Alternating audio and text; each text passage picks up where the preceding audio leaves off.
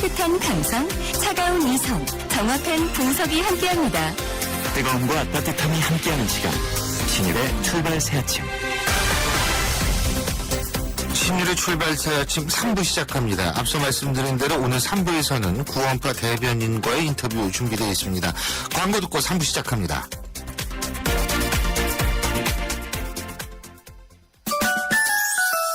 우리 수학 성적이요? 당연히 걱정했죠. 그렇다면 수학 실력은 어떨까요? 지금 아이의 수학을 진단해보세요. 정확한 진단과 처방이 진짜 수학 성적을 만듭니다. 스스로 수학.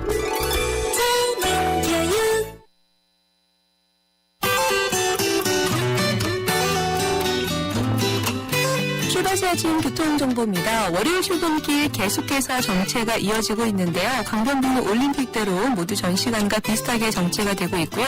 특히 오늘 동부화선도로 도심 쪽으로 교통량이 많아서 수락지하차로부터 성동교까지 거의 전 구간에서 계속해서 밀립니다. 의정부 쪽으로 이동하는데도 월계 1교부터 노원교 지날 때까지 시속 20km 안팎으로 통과합니다. 이렇게 도심 들어가는 길 중에 성산로는 연희나들목에서 이대 후문까지, 통일로 후문에서 동림문 쪽으로, 마포대로 마포대교 북단에서 공도 오거리까지 각각 차량 거리를 좁히고 있고, 도봉로도 삼화입구 사거리에서 미아 사거리를 지나 한성대 입구 쪽으로 이동하는데 각각 신호 대기 시간 조금 길게 받습니다. 고속도로들도 정체가 만만치가 않은데요. 특히 서울 외곽순환고속도로 이용해서 일산에서 판교 쪽으로 이동하는데 계양부터 송내, 안현에서 조남, 안양터널부터 총계터널까지 모두 21km 구간에서 정체가 이어집니다. 출발새 아침 교통정보였습니다.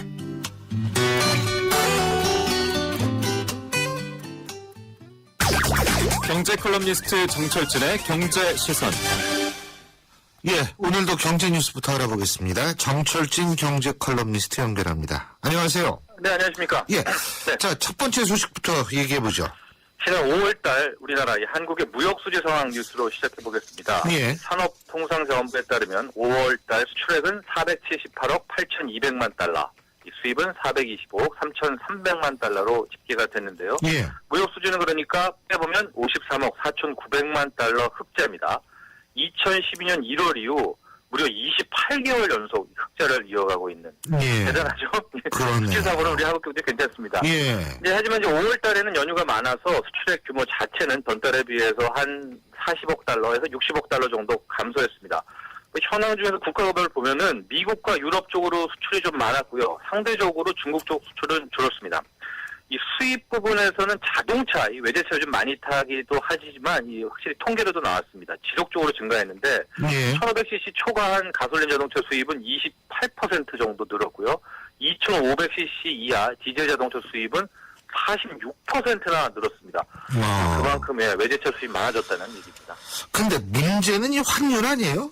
예? 그렇습니다. 지금 환율이 너무 걱정입니다. 이게 뭐 수출 잘 되니까 달러 많이 들어오고 또 이 무역뿐만이 아니라 금융 부분에서도 요즘 이 주식시장에서 외국인 투자자들이 계속 한국 주식을 사거든요. 예. 달러 많이 들어오는데 지난달 30일 날 1,018원까지 떨어져서 1,020원도 깨졌습니다. 이제 물론 바로 막 당국이 개입을 해서 1,020원을 지켰는데 지금 일각에서는 6월 달이 문제다. 6월 달에 뭐 여러 가지 상황이 좀 있습니다. 복잡한. 그래서 1,000원을 깰 수도 있다. 뭐 이런 정도까지 나오는데 실제 이제 원화 강세가 되면 수출은 약해지지만 내수는 좀 좋습니다. 왜냐하면 수입하는 물건값이 떨어지기 때문에요. 그렇겠죠. 근데 이게 지금 내수 전환의 효과가 없어서 이렇게 되면은 그냥 원화 강세에 대한 이 피해, 그러니까 수출 부진만 이어지는 게 아니냐 이런 이제 분석들이 나옵니다.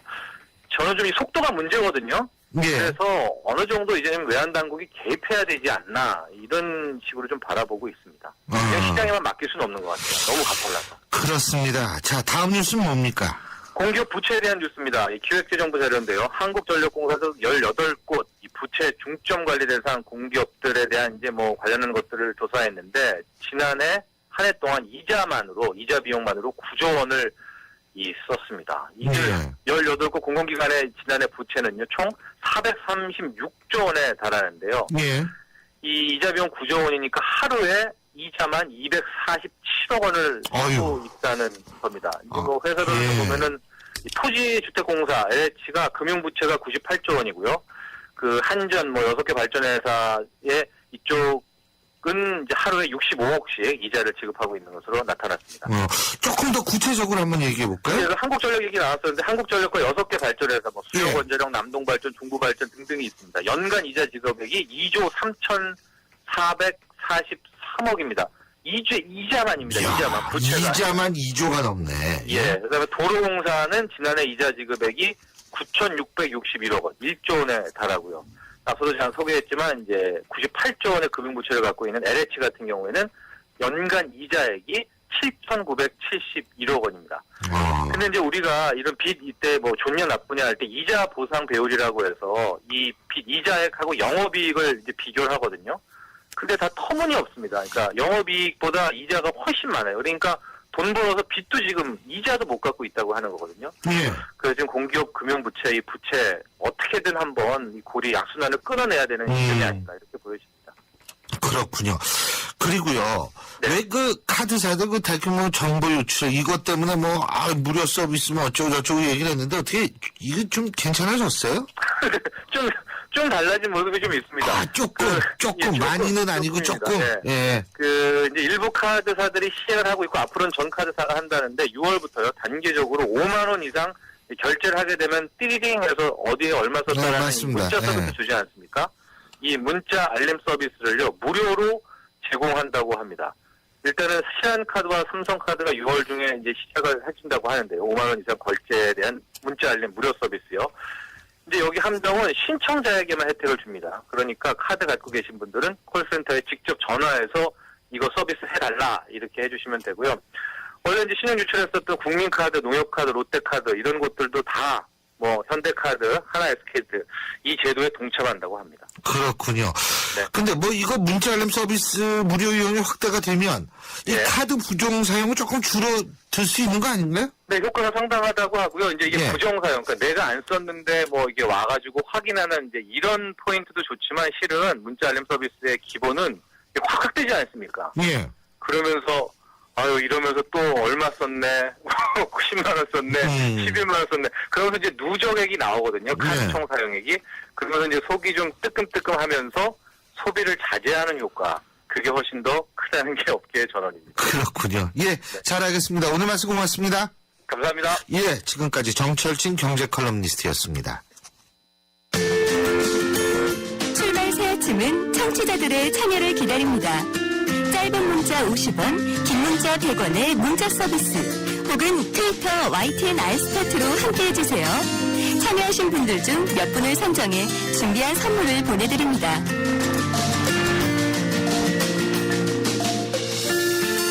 예, 세무그룹 유병원 전 회장이 잡힐 듯 아직 잡히지 않고 있습니다. 구원파 신도들이 조직적으로 팀을 짜고 역할을 분담해서 일사불란하게 유 전 회장의 도피를 돕고 있다. 이런 보도들이 지금 나오고 있는데요. 그런데 어제 금수원 측에서는 기자회견을 열어서 국정조사의 대상은 꼭 김기춘 비서실장이어야 한다. 이런 입장을 표명했습니다. 구원파가 이처럼 정치적 목소리를 높이는 이유 과연 무엇일까요?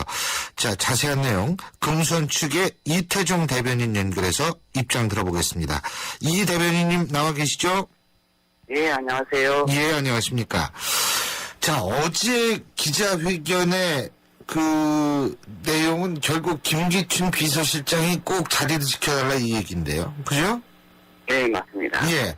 자, 김기춘 비서실장이 그 이유는 국정조사를 받아야 하기 때문이죠.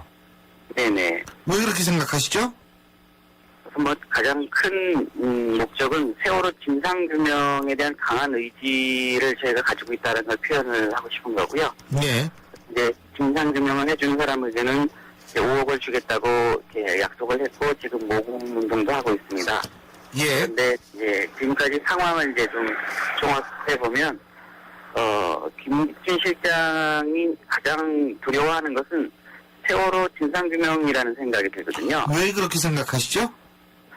우선은 뭐 지금 거의 국민들 모두나 아니면 상식 있는 사람들이 생각했을 때 제일 먼저 해야 될 일들은 세월호의 사고 원인을 분석해야 되는데 근데 지금은 그 원인을 분석하는 것보다는 국민들이 다 이 일을 잊어버릴 때까지 구원파하고 유병원 때려잡기로 시간을 벌고 있다는 생각을 하기 때문입니다. 예. 자, 그런데 세월호 사고 원인 분석을 해야 된다. 김기춘 실장하고 그게 어떤 연결이 되냐 이거예요. 세월호 사고 원인 분석하고. 이제 이거는 저희가 이제 평행이론이라는 그 내용을 좀 한번 발표를 했었었는데요. 91년도에 지금과 같은 하고 굉장히 닮은 일이 하나 또 있었습니다. 오대양 자수자 사건인데요. 예. 그때랑 지금이랑 많이 닮았다고 생각하는 게 우선 이 일이 있기 전에 굉장히 큰 일들이 하나 있었습니다. 91년도에는 강경제 부타 치사 사건이 있었고요. 그다음에 유서 대필 사건이 그때도 있었고, 제일 큰 거는 이제 한보 수소 택시 비리 사건이 있었는데요. 굉장히 이슈가 되다가 갑자기 이제 오대양 사건이 터져서 다 이슈화가 됐죠. 그때도 40일간 거의 하루도 안 빼고 이제 여론몰이가 됐고요. 지금은 똑같이 14년에서도 이제 강기훈 씨 유서 대필 사건 이제 무죄 판결 난 후에 국정원 간첩 조작 사건이 있어서 굉장히 여론이 안 좋은데 그 국정원 원장이 사과를 하고 그 다음날 이제 세월호가 터졌는데 그 후부터 계속 문제관 상관없이 이 구원파나 아니면 유병을 때려잡기로 여론몰이가 계속되고 있어서 이것이 같은 사람의 어떤 기획이 아닌가라고 판단을 한 거죠. 그러니까 다시 말해서 이거 같은 사람이라는 건 김기춘 실장 말씀하시는 거죠? 네네. 그러니까 91년도에 이분이 이제 법무부 장관이었고요. 지금은 이제 대통령 비서실장이죠. 김기춘 실장이 정치적 사건을 덮으려고 이거를 그 구원파하고 유병헌 쪽에 뒤집어 씌우고 있다. 그죠? 이제 저희는 그렇게 판단하고 있습니다. 근데요, 제가 좀 여쭤볼 것이, 그, 실제로 세월호에 증축하고 말이에요. 그죠? 그래가지고 균형 안 잡고, 균형이 안 잡히고, 그래가지고 이게 결국은 이 침몰하게 된 직접적인 원인, 그거는 사실 아닌가요? 그것도 부정하세요? 네, 우선은 그건 사실관계를 좀 아셔야 될 것 같은데요. 먼저 이렇게 증대축을 할 때, 그걸 저희가 아니라 그 성행진에서 마음대로 하는 것이 아니라 설계도를 먼저 내고, 이제 KR이죠. 설계도 하고 이런 시공 의도를 다 내면 그걸 가지고 허가를 받은 후에 할 수 있습니다. 예, 글쎄, 그러니까 그 한국성급이나 이런 데도 지금 수사가 들어가 있는 거 아닙니까? 네네. 그죠? 그게 그게 정상이 아니라는 얘기죠, 그 얘기는. 네네. 그렇지 않습니까? 그러니까 허가를 네, 받았다는 아직은- 사실이 중요한 것이 아니고 한국성급이라든지 이런 데서 그걸 해줘가지고 이게 잘못됐기 때문에 지금 수사가 들어간 것. 그 얘기는 뒤집어서 얘기했다면 그 증개축이라는 것도 이게 정상이 아니라는 얘기를 증명하는 거 아닙니까? 그 증계 측이 이제 다시 검사를 해서 아직 결과가 아직 안 나오지 않았습니까? 이제 예를 든다면 다른 기관에서 이제 이것들을 다시 분석해서 그러면 허가상에서 뭐 뇌물이 왔다 갔다든지 이런 이제 불법 사항이 완전히 밝혀져야 그 다음에 수사를 진행할 수 있는데 지금은 그것들이 있기 전에 이미 결론을 내리고 이제 수사를 하고 있는 걸로 이제 보이죠. 특히 이제 세월호 침몰에 관한 것도요. 예를 들면 어떤 사람이 죽은 사람이 발견됐으면 국가수에서 이 사람의 사인이 자살인지 타살인지 이런 것들이 결론이 난 후에 그러면 자살이다 그러면 뭐 이제 처리를 하지만 타살이다 하면 범인을 잡는 것이 맞지 않습니까? 그래서 지금 범인을 잡는 거 아닌가요, 지금? 지금 그 결과는 검사가 이제 자살이다 타살이다라는 걸 판단하는 게 아니고요. 우리나라는 해양에 사고가 나면 그거를 전담으로 이제 국가수처럼 전담으로 그걸 분석하는 기관이 있습니다. 기관이 뭐냐 하면 예, 알겠습니다. 해양 심판원이거든요. 거기서 아직 결론이 안 났습니다. 그러니까 국가수에서 아직 결론이 안 났는데 지금 살인 사건을 단정한 것처럼 이런 형태가 된 거죠. 그러니까 지금 네. 그게 결론이 안 났으니까 이렇게 잡아들이면 안 된다는 말씀이시잖아요. 그죠? 먼저 진상 조사를 근데 해야 된다는. 그렇게 판단하시는 것도 자의적 판단 아닌가요? 아니죠. 이거는 법에서 우선 순서가 있지 않습니까? 국가수에서 이렇게 결과가 안 나왔는데 수사를 살인으로 몰고 간다라고 하는 건 누구나 봐도 이상하지 않습니까? 지금 결과가 나왔지 않습니까? 아니요. 그 결과가 나온 게 지금 검찰에서 잠정적인 결과로 판단한 거지 실제 해양심판원에서 법으로는 해양심판원에서 판단을 하게 되죠. 근데요, 실제적으로 그 최종, 만약 그 해양 심판원 말씀하시는데, 일단 그렇다면 유병헌 씨가 출두를 해서, 예? 나중에 해양 심판원의 결과 나와가지고, 그게 아니면 유병헌 씨는 뭐, 그 논리대로 한다면 문제 없어지는 거다, 이 말씀 아니세요? 그럼 일단은 출두해야 되는 거 아닙니까? 왜 도망 다닙니까? 우선 이제 91년도에 이제 사건을 한번 좀 돌이켜 보셔야 될 것 같고요.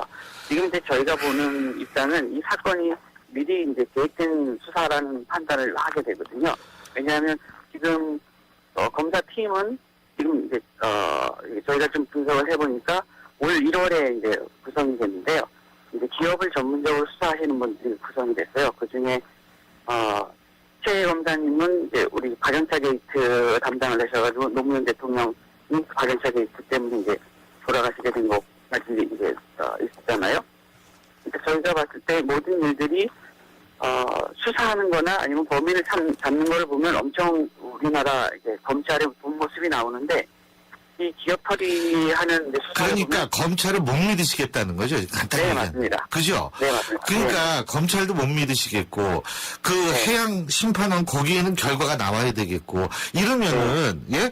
사실은 지금 믿으실 어떻게 믿는 데가, 모든 걸 못 믿는다. 이게 결국 자의적 판단이라는 거예요, 제 얘기는. 제도를 못 믿으시겠다는 거 아닙니까, 지금? 우선은 우리나라 이제 정치 풍토가 이제 그러니까요.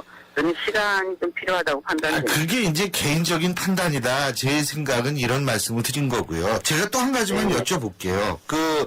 지금, 그래서, 어쨌든, 유병헌 씨의 도피를 구원파는 열심히 돕고 있다. 이런 말씀으로 이해해도 되겠습니까? 아닙니다. 아닌가요? 그거는 이제 구원파가 돕고 있다고 판단하시면 안 되고요. 예. 이제 실제로 저는 지금 체포되신 분들은 개인적으로 알지도 못하고 그런 분이 알지 못하세요? 네네. 그분들은 그러면 어떤 분들이에요? 그 지역에 계신 그 구원파 신도라고 하는데 이제 그 중에 제가 안면이 있는 분은 이제 추모 씨라고 그분 외에는 우리 안에 그런 분 있는지는 몰랐습니다. 그렇기 때문에 그분들은 구원파 신도가 아니라는 말씀이세요, 그러면? 아닙니다. 구원파 신도라고 하는데 제가 확인해서 그분들이 구원파 이 안에서 이제 만나거나 이래 본 적이 없는 생소한 분들이다 이거죠. 죄송합니다만은 우리 이 대변인께서는 오랫동안 그 종교 활동을 하셨습니까? 네, 84년부터 이제 구원파에 나왔습니다. 84년부터 교회를 다니셨는데, 구원파 교회를 다니셨는데, 그런데 이분들을 못 봤다, 한 번도? 네네. 94, 2004, 그 30년을 다니셨는데 이 사람들을 몰랐다? 네네. 제가 구속되신 분 중에는 이제 순천에 있는 추모 씨하고 여기 안성에 계신 이모 씨, 한모 씨, 이 두 분은 제가 알지만 다른 분들은 그 존재도 잘 몰랐던 분들입니다. 그러면은 김엄마라는 사람 나오잖아요, 지금. 네네. 그분은 아시죠? 아니요. 이게 저희 문화를 잘 몰라서 그러는데 제가 아는 김엄마가 한 30명도 더 되거든요. 예를 들면 뭐 삼각지 식당의 김엄마, 그 다음에 안성의 어머님의 총무 김엄마, 뭐 이런 식으로 저희가 김엄마라는 게 일반 약간 중년 부인을 그냥 호칭할 때 친근감 있게 호칭할 때 김엄마란 말을 이제 많이 씁니다. 예, 그러니까 그 모임에, 그러니까 이 나가는 그 어머니 회 모임에 나가는 분들을 다 엄마라고 그런다 이 말씀이시죠? 예, 보통 이제 친한 이제 자매님을 그러니까 친근감 있게 부르죠. 예를 들면 일반 교회에서 집사님이나 뭐 이런 분들 호칭하는 것처럼 김엄마라는 게 호칭이다 이 말씀이시군요. 예, 그렇죠. 이제 저희는 공동체적인 개념이 많아서 가족처럼 생각하기 때문에 이제 이모 이렇게 부르기도 하고요. 나이 어린 이모. 사람들은. 네. 예. 그러니까 이제 이모가 한둘이 아닌 것처럼 그냥 일반적인 명사라서 김엄마라는 사람을 특정하기는 굉장히 어렵습니다. 그럼 유병헌 씨도 가족처럼 생각하시는 거예요, 지금? 그렇죠. 저희는 다 형제 자매라고 생각하는 거죠. 그 사람이 잘못이 있고 이래도 형제 자매니까 감싸줘야 되는 건가요? 감싸준다기보다는 이제 벌을 받은 게, 죄 지은 게 있으면 벌을 받는 거는 이제, 맞다고 생각하고요. 거기는 그런 거에 대해서는 대부분 동의합니다. 예. 그러니까 그 구원파 측에서는 지금 공식적인 입장은 유병헌 씨의 도피를 도와주지 않고 있다 이 말씀이시네요. 네, 맞습니다. 결론적으로 얘기한다면. 예, 그러면은 그 지금 도피를 도와주는 사람은 누군지 모른다. 예, 개인적인 판단에 의해서 돕는 거라고 생각이 되고요. 개인적인 판단하고 여부를 떠나가지고 구원파다 아니다. 뭐라고 생각하세요? 구원파는 맞는데 그분들 개인이 알아서 판단을 하는 거다라는. 그러니까 구원파 전체의 입장으로 그 도와주는 것은 아니다. 예, 개인의 판단으로 도와준다. 네네.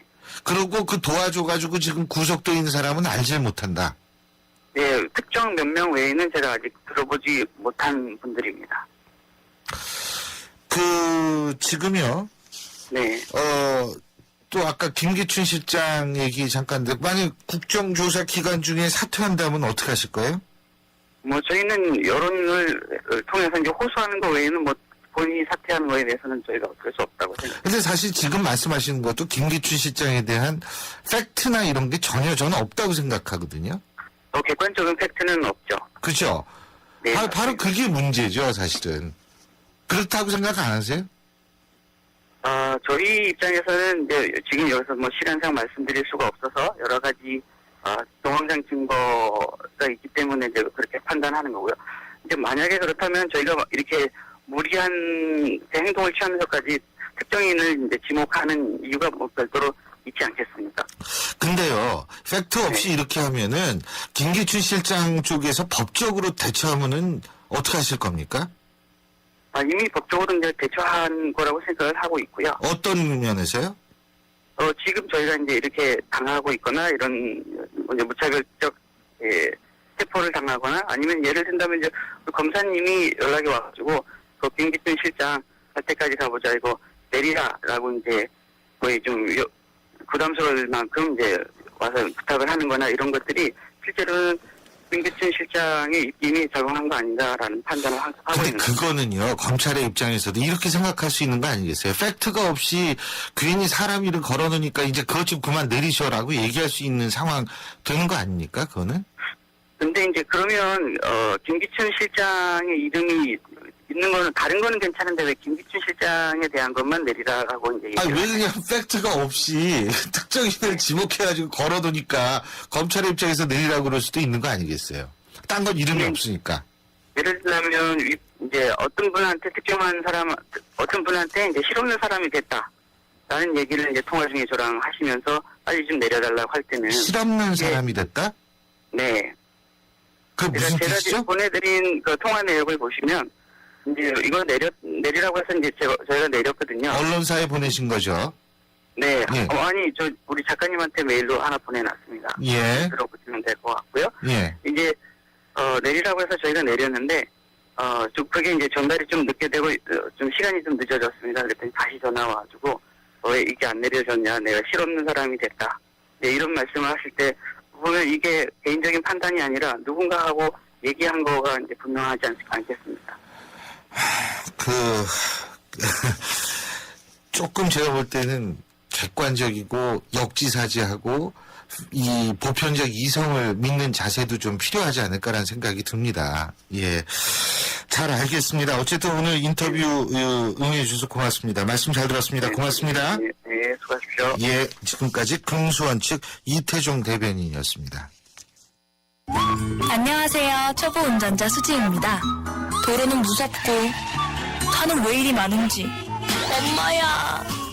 그래서 저는 살아있는 친구를 만났어요. 반응형 블랙박스 유라이브. 와, 정말 살아있네. 유라이브. 살아있는 블랙박스 유라이브. 신율의 출발사점 3부 순서는 여기까지고요. 잠시 뒤 4부에서 뵙겠습니다. 300만 경제 수도 인천의 시대가 열립니다. 세계적인 국제도시 홍콩, 싱가포르, 제네바와 어깨를 겨루겠습니다.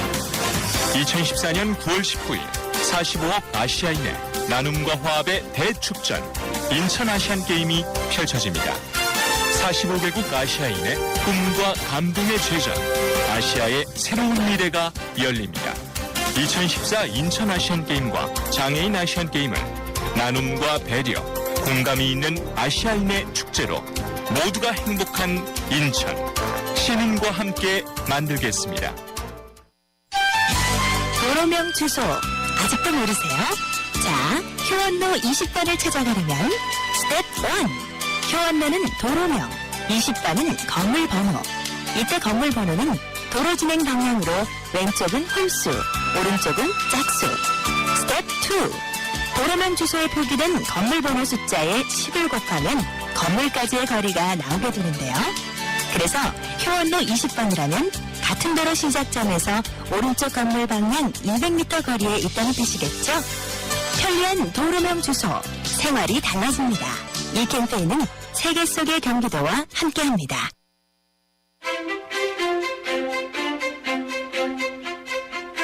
여러분은 지금 신율 교수가 진행하는 출발 새 아침을 듣고 계십니다.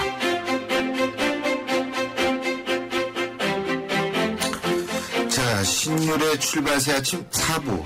월요일 4부는 정치 한판으로 꾸며지고 있죠. 오늘도 두 분 나와 계십니다. 위즈덤센터 황태순 수석연구위원, 정치평론가 박상병 박사. 어서 오십시오, 두 분. 네, 안녕하세요. 네, 6월입니다. 안녕하십니까. 네. 예, 6월입니다. 예. 그리고, 자, 이거 5월 30일, 31일 이틀 동안에 사전투표를 했습니다. 그죠?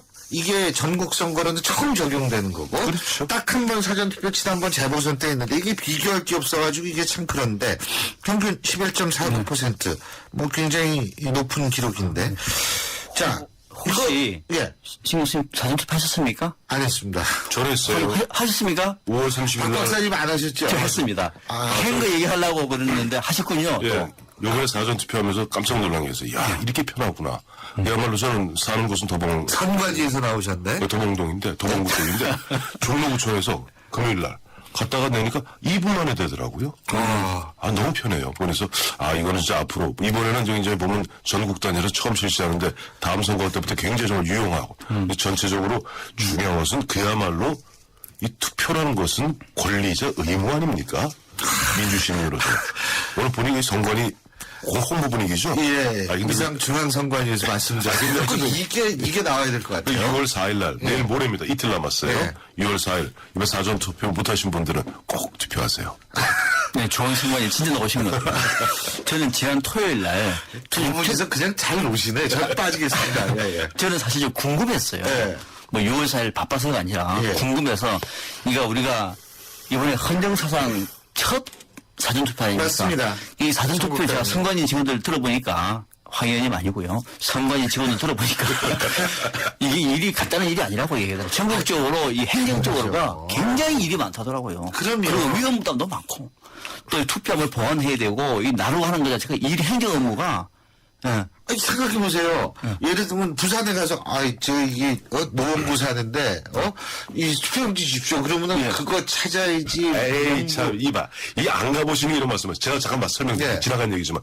딱 가면 주민등록증 딱 내죠? 예. 그럼 자동으로 뚝 입력하고 딱 확인하고 지문 찍습니다. 그래서 주민등록증가 일치하는 순간 바로 촉촉촉촉 하면서 투표용지가 제대로 투표용지 나와요? 일곱증이 바로 인쇄돼서 나와요. 신민 교수는 뭐냐면은 네.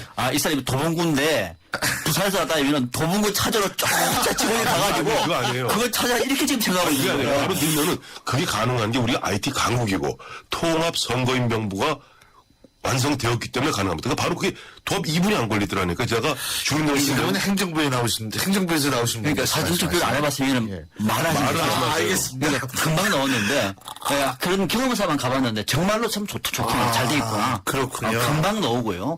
이번에 7자를 한꺼번에 이번에는 사전투표니까 한꺼번에 접어서 넣었습니다만은 사람들이 줄을 서 있었고 저는 한 4명 5명 줄 서 있었습니다. 아, 그래요? 예, 그 아내하고 같이 가서 하고 분위기상 가서 봤더니 분위기도 좋고 이걸 앞으로 더 확대해서 우리 대한민국이 전 세계 처음이거든요. 그렇죠. 전 세계 그래서 처음이에요. 그런 느낌을 보기 위해서 사전투표를 지난주 토요일 날 했답니다. 예. 근데 그거 말고도 우리 대한민국이 전 세계에서 하나 이번 선거 때 하나 또 나온 거 있어요. 지금 저렇게 흥분하고 아니, 계세요.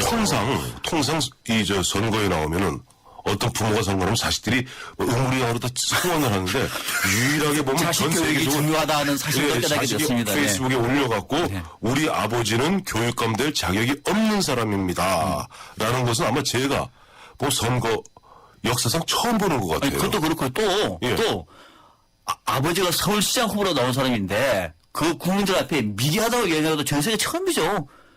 그 아들이 그래요? 맞아요. 또 하나 국민들 앞에 맞아요. 시민들 앞에 미개하다고 말한 거 이것도 전 세계 처음이에요. 그렇죠. 또 얘기할까요 그러면? 저 한번 하죠. 서울시장 후보로 나오는데 그 보면 통상 퍼스트 레이디인데 꽁꽁꽁 숨기다가 겨우 보면은 상대측에서 거기 나와라는 게 겨우 보면 사전투표 때 나온 그거는 것도 숨긴 처음이에요. 건 아니에요. 그건 숨긴 건 아니고요. 제가 볼 때는 예. 어쨌든 그래서 제가 오늘 방송서도 그랬어요. 이번 선거의 키워드는 가족이다. 좋은 것 같아요. 예, 이번 선거의 키워드는 가족이에요. 그러니까 우리가 가족을 다시 한번 생각하게 할 수 있는 그런 선거가 전 세계에 있다고 보십니까? 없어요. 이번에 대한민국에서 최초로 전 세계 가족의 소중함을 일깨워주는 선거를 지금 하고 있다. 저는 이 점에서 아주 높습니다. 신경 쓰지 아주 센스티브하죠. 맞습니다. 맞습니다. 저는 그래서 가족도 가족이지만 이번 최근 이번 6.4 지방선거를 갖다 염두에 두고 안대희 국무총리 후보자 때부터 저는 시대 정신이 위선에 대한 격파 아닌가 그런 생각도 들어요. 근데 어쨌든 이 사전투표 얘기 내가 여쭤보려고 했던 건 뭐냐면 이거 투표율은 그런데 이 투표율 순서로 보면은 20대, 60대, 50대, 70대, 40대, 30대 순이에요. 그거 다 외우셨어요? 예, 아니 그 몇 번 기자분들하고 이렇게 코멘트 따려고 전화 받다 보면 외워져요. 그거 어떻게 이 순서 어떻게 보세요? 아니 20대가 많은 거는 군인 그렇죠. 군대 간 15.97%가 나왔는데 20대 투표율이 이게 왜냐니까 이른바 군간이 32만 명 된답니다. 예. 32만 명들은 어쨌든 과거 같은 부재자 투표를 했겠죠. 근데 지금 부재자 투표가 아니거든요. 그렇죠. 사전 투표 내지 거소 투표는 있습니다. 아직도. 그래서 이 사전 투표를 했기 때문에 15.97%를 기록한 것뿐이지 20, 30대가 이번에 투표한 사람이 191만 명이에요. 근데 50대 이상 어르신들이 투표하신 게 193만 명이다. 그러니까 절대적 수치에서는 오히려 이른바 중장년층이 더 많다. 그리고 20대 투표율이 15.97%인 것은 앞서 말씀드린 대로 이제 군인들이 많이 투표했던 것이고 오히려 보면 가장 핵심적이라 할 수 있는 30대는 9.41% 제일 낮죠. 제일 낮아요. 그다음에 앵글리맘이 주축이 되어 있는 40대가 9.99%로 평균보다 낮습니다. 그러니까 이런 부분에 있어서는 내일 모레죠? 내일 모레죠. 6.4 지방선거 때 조금 20대, 여러분들 30대, 엄청 바쁜 날, 내일 많이 모레. 이제 투표장에 나오셔야 될 것 같습니다. 여러분들 두 분 다 내일 모레를 위해서 체력을 좀 비축하셔야 될 것 같아요. 얼마나 힘드시겠어요, 모레. 아니 근데 어떻게 보세요, 박 박사님? 이거 유불리가 따질 수 있어요 지금? 저는 막상막하다. 요 표시만 놓고 보면. 네. 그러니까 20대 이하가 이제 15.9가 나왔는데. 네. 이 중에 상당수는 이제 군 장병의 투표는 맞습니다. 그걸 빼더라도 높아요. 그걸 빼더라도 10% 정도가 됩니다. 빼더라도 32만 원을 빼더라도 그럼 이거는 20대 같은 경우는 사전투표 안 하거든요. 바쁘거든요. 네. 20대는 20대가 이제 사전투표 하겠습니까? 그런데 그래도 그걸 빼더라도 10% 안팎에 나왔다는 얘기는 투표율이 높은 거예요. 그러면은 10% 정도 된다고 얘기하면은 지금 보니까 70대 이상이 10%예요. 네. 높은 거죠. 이거는 뭐냐면 상대적으로 그래도 20대들도 이번 투표에는 관심이 있구나를 알 수 있는데 뭐 이거 대거 투표에 참여한 건 사실이란 말이죠. 이거는 야당 쪽에서는 웃을 일이에요. 그런데 반대로 또 이것만 있는 것이 아니라 60대 이상이 또 많아요. 60대 이상이 두 번째로 많습니다. 예. 또 이거는 또 여당이 웃을 일이에요. 그래서 이것만 가지고는 그래서 막상 1대1이다 말씀드리는 것이고. 근데 앵그리맘은 확실히 그 현상은 조금 그렇지 않나 이런 생각도 듭니다. 앵글이 그렇죠. 이거만 보면은 40대 여성들의 투표가 기대한 만큼 높지는 않았어요. 예상만큼은. 이거는 지금까지는 그렇게 당초 우리가 예상했던 앵그리맘의 일종의 그 심판 투표는 상당히 클 것이라고 봤는데 여기까지는 아니었습니다. 지금까지는 아니었습니다. 예, 그죠? 6사 지방선거가 어떨지 모르겠습니다만은 그 표심은 아직은 반영이 안 되고 있습니다. 근데 네. 신 교수님이 유불리를 갖다가 이제 말씀하셨잖아요. 근데 여야 공이 어제부터 보니까 양쪽 다 엄살을 부려요. 서로 보면 아이고 저희가 죽겠습니다. 뭐 새누리당 같은 경우는 이번 1인 피켓팅 하고 있잖아요. 1인 뭐뭐뭐 하는 의원들이 다 보면 이른바 서청원 7선 의원까지도 피켓팅 들고 한 번만 좀 용서해 주십시오. 한 번만 살려 주십시오. 이런 어떻게 보면 언더덕이라고 그러죠. 저 동정심을 유발하고 있고 거기에 대해서 지금 야당도 바싹 긴장하고 있어요. 왜냐하니까 조금 전에 박 박사님 말씀하신 대로 20대가 이게 좀 높으니까 15.97% 나오니까 오히려 보수의 결집하는 반작용, 역작용, 역풍을 불러오진 않을까 해서 사실 지금 새정치민주연합 쪽에서도 전전긍긍하면서 맞아요. 어제 보니까 분위기가 싹 돌았었어요. 며칠 전까지만 해도 좀 기세등등했는데 아유 다 모두 박빙이고 지금 다 오차범위 아닙니다. 자칫하면 저희 괜히 소문만 무성해지 결과 안 좋을 수도 있습니다. 끝까지 도와주십시오. 양쪽 다 엄살 작전인데 사실 원래 다 그런 거예요. 선거 앞두고 엄살 작전이 최고거든요. 그러니까 좋다. 근데 제가 두 분께 내일 모레 투표율 맞춰 주십시오. 다음 주에 제가 체크할 겁니다. 지난주에 한번 하지 않았어요? 투표일지, 방송을 하도 많이 하시니까 딴 데 가서 말씀하신 게 헷갈리고 계세요. 상관에서 넣으신 분이 그것도 모르니까. 글쎄 말이에요.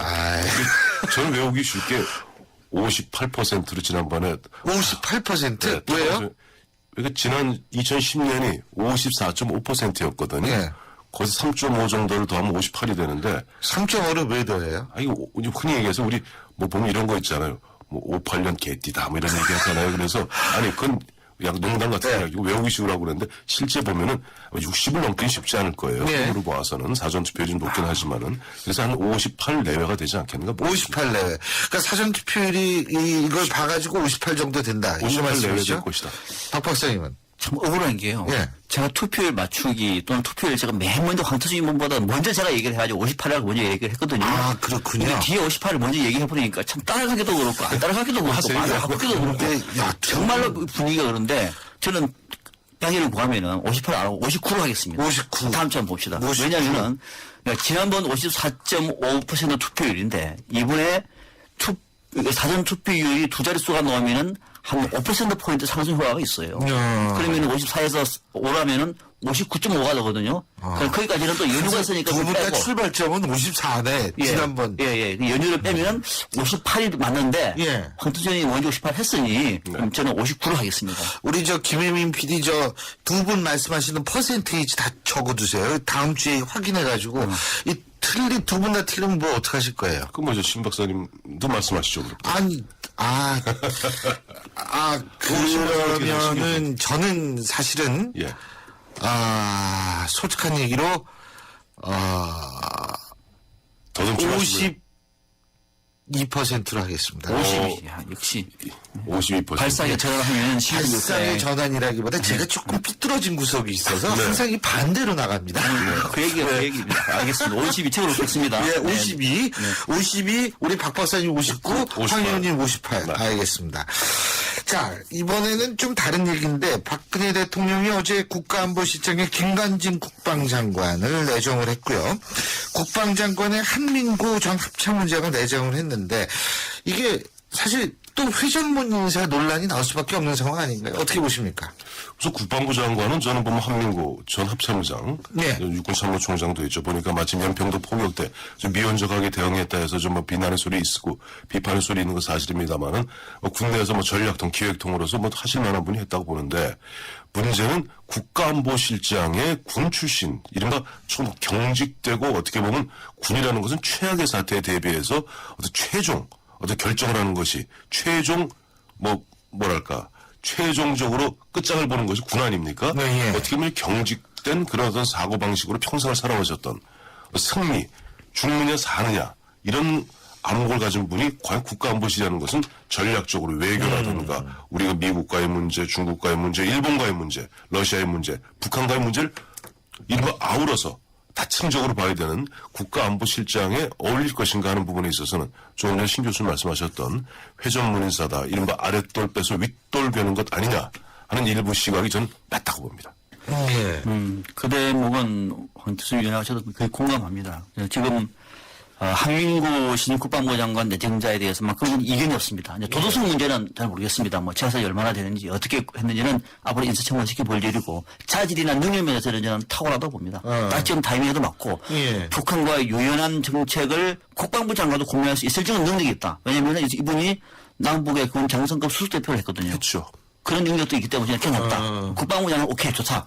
그러면 방금 국가안보실장 말씀하신 것처럼 안보실장은 국방부만이 하는 게 아니에요. 여기는 외교, 그렇죠. 통일까지 합니다. 예. 또 대미 전략까지 해야 되기 때문에 이런 자리에 지금 박근혜 정부 이제는 남북 정세뿐만 아니라 동아시아 정세가 대화 국면으로 지금 가고 있는 상황이고 우리가 키를 잡아야 할 자리에 예. 국방장관 출신이 걸로 간다. 그것도 강성 국방장관은 지금 걸로 간다? 그러면 지금 박근혜 정부 2기 때도 남북관계를 비롯해서 동아시아 정세는 별로 달라진 것이 없다. 예. 큰일 나다 싶은 생각이 듭니다. 저는. 큰일이다. 정말 우리 바뀌지 않으면요. 지금 북한과 일본 봐보세요. 이미 대화 국면을 넘어서가지고 지금 일각에서는 수도 얘기도 나오고 그래요. 북일 관계. 북일관계가. 예. 이런 와중에 또 중국은 육자하다가 지금 계속 미국과 압박을 하고 있습니다. 우리나라 국가안보실장 같은 경우는 지금 국방장관 출신이에요. 강성. 아니, 차관의 국가안보에서 무슨 전략을 짜겠습니까, 여기서. 그러니까, 인물이 나빠도 좋다의 문제가 아니라, 좋은 인물이나, 지금 박근혜 정부가 2기에 구성할 내각에서는 적정 인물이 아니라는 겁니다. 그러니까 이제 훌륭한 국방장관은 될 수 있지만, 적합한 국가안보실장은 될 수 없다. 이 말씀이시죠? 이런 거죠. 우리가 가장 쉽게 얘기하면은 우리 삼국지 예를 많이 들잖아요. 이게 싸움 잘하는 관우장. 안 되는데요, 저는. 안 보세요? 사실 이런 거예요. 우리 김관진 전 국방부 장관, 현 국방부 장관이요. 예, 국방부 맞습니다. 지금 겸직이니까. 예. 김관진 장관 같은 경우 관우와 장비 같은 용장이고 맹장이에요. 북한도 덜덜덜 떨어요. 예. 그런데 지금 필요한 것은 관우 장비 같은 장군이 국가안보실 컨트롤 타워를 하면 안 돼요. 거의 아니죠. 제갈량이나 제갈량. 사마이 같은 사람들이 폭넓게 보면서 전장을 갖다가 큰 틀에서 보면서 국가와 국가 간의 관계를 조율할 수 있는 그런 외교적 감각과 정무적 감각 이걸 다 갖춘 사람이 국가안보실장. 예전에 키신저 있잖아요. 네. 그런 사람 국가안보 보좌관 출신 아닙니까? 네, 맞습니다. 바로 그 역할 같은 역할을 맡아야 되는데 모르겠어요. 앞서 우리 박 박사님 말씀하신 대로 김관진 장관 같은 경우는 김장수 실장, 김관진 장관, 남재준 원장 세 분 이른바 트로이카가 굉장히 박근혜 1기 안보내각 안보팀이 굉장히 강성이었거든요. 대북과 북한하고도 일체 대화 없다. 그야말로 꺾겠다. 이런 어떤 흐름과 맞겠는가 하는 부분에서 걱정이 앞서는 게 그래서 사실입니다. 지금 현재 미국 백악관의 안보보좌관도 수잔 라이스도 철학 박사예요. 여성입니다. 군 출신이 아닙니다. 전 세계를 대상으로 해서 지금 외교 전략과 국방 전략을 펴고 있는 것입니다. 옛날에 유엔 대사 했던 부시 대통령 아들 부시 대통령 때도 전쟁을 하면서도 그 당시에 콘돌리자 라이스였죠. 정작 박사지 여성이에요. 이런 어떤 생각을 갖고 있는 사람이 전 세계를 대상으로 해가지고 전략을 펴는 겁니다. 왜? 강성은 국방부에 가면 넘치고 넘칩니다. 그래서 거기서 전략이, 그러니까 강한 것과 약한 것이 서로가 긴장 관계를 만들어질 때 전략이 나오는 거거든요. 그 전략과 상대편은 잊지를 못하는 겁니다.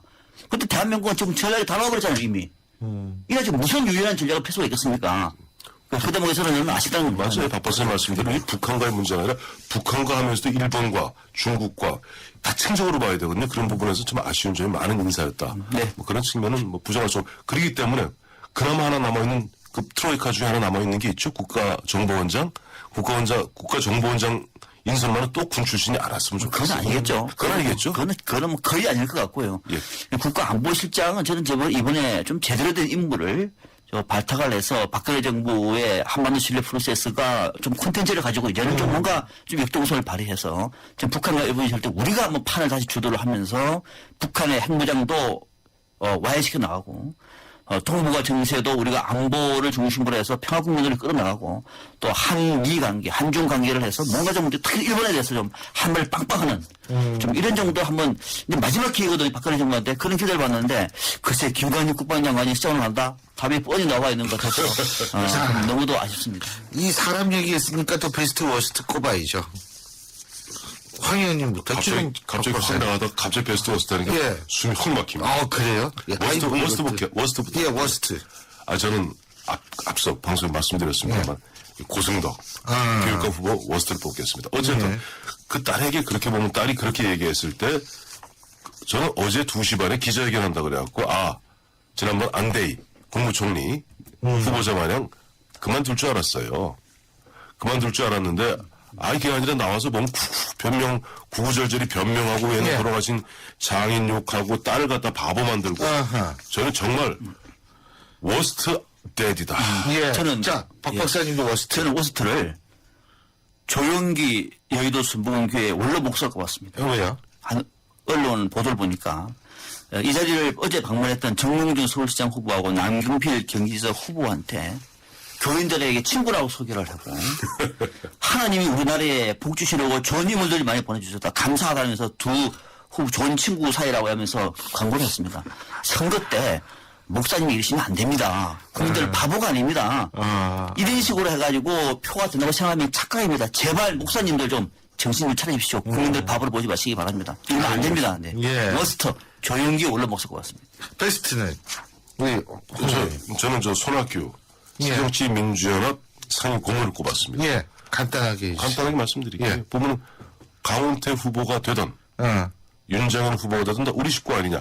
그야말로 광주 시민들에게 본질을 딱 말씀해 주신 손학규 상임 고문의 용기에 곧 베스트를 뽑았습니다. 예. 보통 그 대목은 동의하는데 오늘은 그 대목은 동의하지 않고 저는 베스트는 이번에 474만 4,200만 사전투표에 응한 유권자가 있습니다. 황재순 의원 포함, 저도 포함, 신유 교수 빼고. 그러니까 오늘 이 선관위로 시작해서 중앙선관위에서 두 분다 나오셔가지고 역사에 남는 선관위로 끝나네요. 지방선거 묻힐 뻔했는데 민주주의의 힘을 보여줬다. 베스트 오브 같습니다. 예, 오늘 말씀 여기까지 듣겠습니다. 고맙습니다. 지금까지 위즈덤센터 황태순 수석연구위원, 정치평론가 박상광 박사 두 분이었습니다. 고맙습니다. 무료 수학 성적이요? 당연히 걱정했죠. 그렇다면 수학 실력은 어떨까요? 지금 아이의 수학을 진단해보세요. 정확한 진단과 처방이 진짜 수학 성적을 만듭니다. 스스로 쏘라.